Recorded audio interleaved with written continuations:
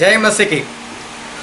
Bible के एक दूसरे के विरोधी वचन इस सीरीज में ये 14वां वीडियो है। बाइबल के कुछ वचन ऐसा दिखता है कि जैसे एक दूसरे का विरोध कर रहे हो, और कई लोग बाइबल के एक वचन के विरोध में दूसरा वचन निकाल कर दिखाते।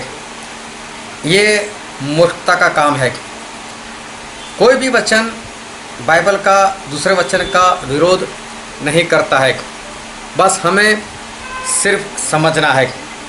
अगर आप मेरे चैनल पर नए हो तो मेरे चैनल को आप सब्सक्राइब करो और साथ में जो बेल आइकॉन है उसको भी टच करो, ताकि आपको सही वक्त पर जैसे ही वीडियो अपलोड होता है आपको उसकी खबर मिलती रहे।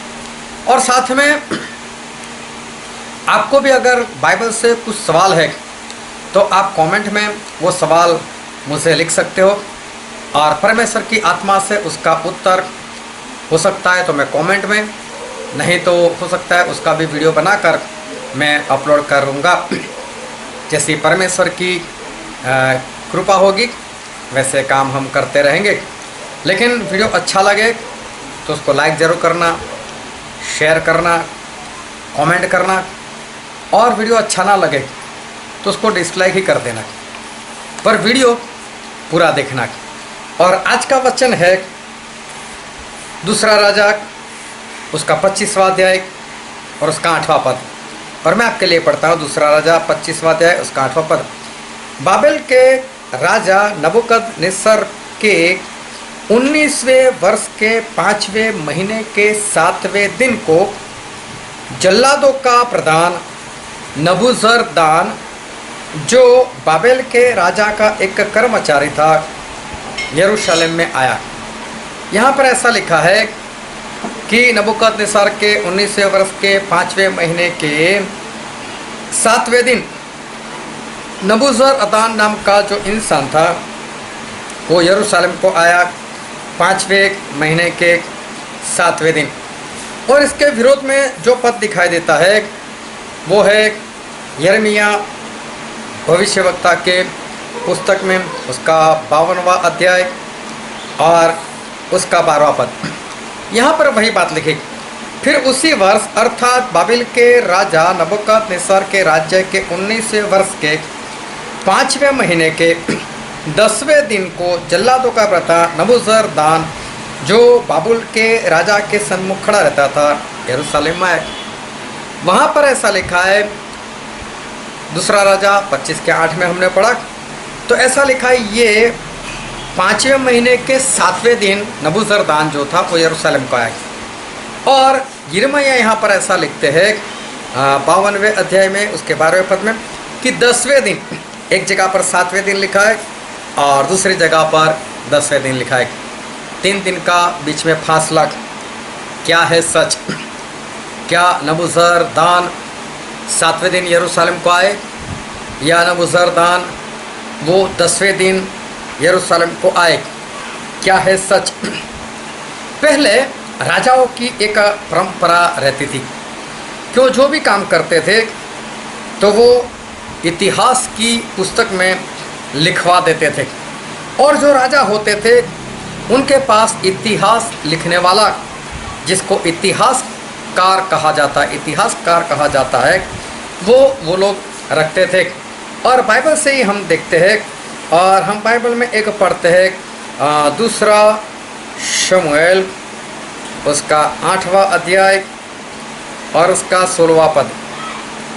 यहाँ पर ऐसा लिखा है, और प्रधान सेनापति सरूया का पुत्र योआब था, इतिहास का लिखने वाला अहीलूद का पुत्र यहोशापात था।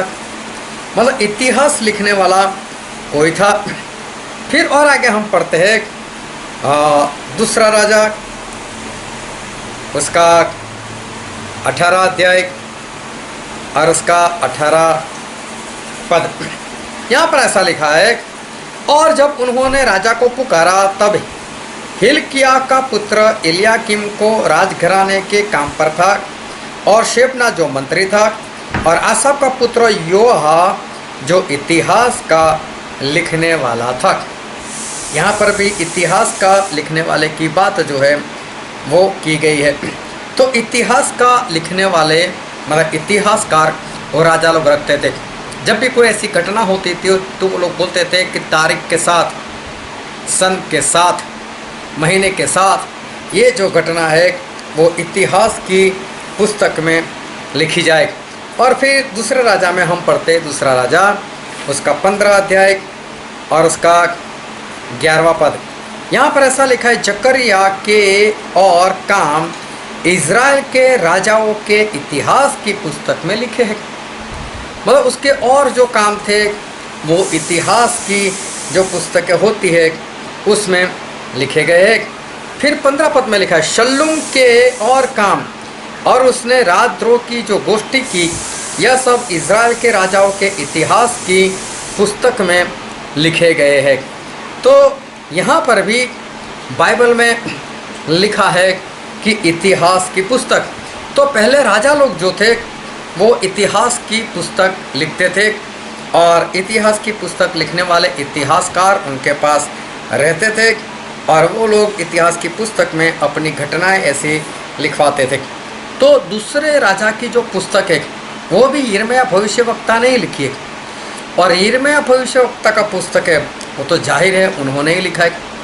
तो जब दोनों पुस्तक उन्होंने ही लिखा है तो एक जगह पर उन्होंने 7वें दिन ऐसा क्यों लिखा और दूसरी जगह पर उन्होंने 10वें दिन, मतलब कि अपनी पुस्तक यिर्मयाह की पुस्तक में उन्होंने 10वां दिन ऐसा क्यों लिखा?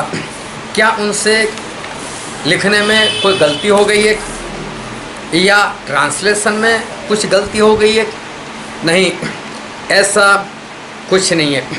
यिर्मयाह ने राजाओं की पुस्तक में 5वें महीने के 7वें दिन लिखा है, क्योंकि उस दिन नबूजरदान जो थे वो बाबिल से निकले थे और बाबिल के राजा जो नबूकदनेस्सर थे उन्होंने भी इतिहास लिखने वाले को रखा होगा, उनके पास भी इतिहास की पुस्तक रही होगी।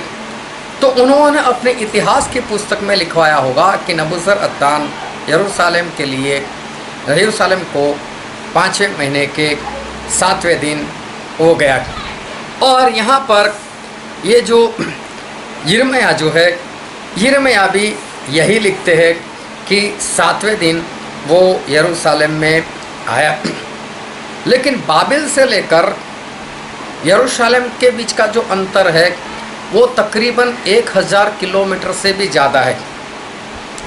आज तो हम प्लेन में बैठते हैं और 1000 किलोमीटर कुछ भी नहीं, बस 1-2 घंटे में 1-1.5 घंटे में निकाल लेते हैं। या तो ट्रेन में बैठो तो 14-15 घंटों में हम ये सफ़र जो है वो तय कर सकते। लेकिन उस वक्त ना तो ट्रेन थी ना तो प्लेन थी, ये लोग घोड़े से आते थे या तो हाथी के ऊपर बैठकर आते थे। तो ये लोग जो घोड़े पर बैठकर आते थे तो उनको नबूजरदान को 7वें दिन जब निकला होगा तब वहाँ पर पहुँचते पहुँचते 10वां दिन जो है वो लग गया होगा। और जब वो यरूशलेम को पहुँचे होंगे तब 10 दिन मतलब 10वां दिन लग गया होगा। मतलब कि सफ़र में 3 दिन जो है वो 3 दिन वो बीत चुके होंगे। इसलिए यिर्मयाह जब राजाओं की पुस्तक में लिखते हैं तो 7वें दिन इसलिए लिखते हैं कि 7वें दिन वो निकले। लेकिन अपनी पुस्तक में 10वां दिन इसलिए लिखते हैं क्योंकि वो अपनी खुद की पुस्तक है, वो राजाओं की पुस्तक नहीं है। तो इतिहास में दोनों जगह पर गलती ना लगे इसलिए 7वां दिन उन्होंने बरकरार रखा। लेकिन यिर्मयाह की अपनी पुस्तक उसमें उन्होंने स्पष्ट लिखा कि 10वें दिन वो यरूशलेम को वो पहुंचा। जब मैं यहाँ से वडोदरा शहर में मैं रहता हूँ, वहाँ से जब मैं पंजाब पहुँचता हूँ तो आज निकलता हूँ और कल को मैं पंजाब जो है वो पंजाब में पहुँचता हूँ। और जब वो लोग गिनती करते हैं कि मैं पंजाब में कितना दिन रहा तो ये 2 दिन निकाल देते। लेकिन जब मैं गिनती करता हूँ तो ये 2 दिन साथ में लगा देता हूँ। या तो मेरे शहर वाले, मेरी संगत वाले जब वो दिन गिनते हैं, तो जो 2 दिन मैंने यहाँ पर सफ़र में भी लगा दिए, वो भी दिन वो उसमें रख देते, क्योंकि वो तो यही देखते हैं कि यहाँ से तो इस तारीख को निकला था, चाहे मैं वहाँ 1 दिन के बाद पहुँचा, लेकिन वो लोग तो ये देखते हैं तो आ जाए, तो वो लोग वो दिन से देखते।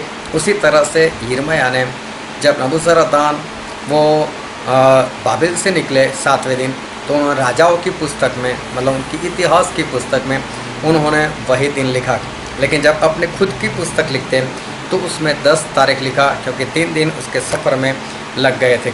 तो दोनों पद जो है वो दोनों पद सच्चे हैं, दो में से एक भी पद इधर उधर नहीं है। परमेश्वर आपको आशीष दे। आमीन।